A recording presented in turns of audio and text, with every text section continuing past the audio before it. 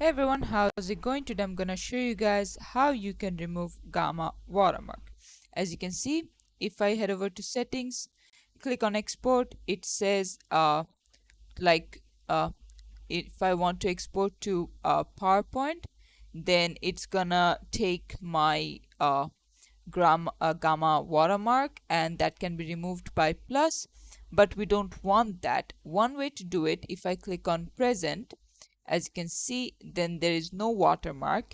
You can either take screenshots of it, and the way you can do that is press shift control and S in your keyboard at the same time.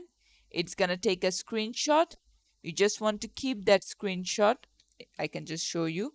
You can keep that screenshot and then merge it into a PDF, or what you can do is press Alt and Z. If you use an NVIDIA graphics card, you'll have your GeForce experience, and you can basically screen record from here, or you can download a free software like Bandicam or OBS and then screen record it and then turn it into a PowerPoint, and there you go. This is how you can do it. Thanks for watching. Please leave a like and subscribe for more tutorials like this, and I'll see you guys in the next one.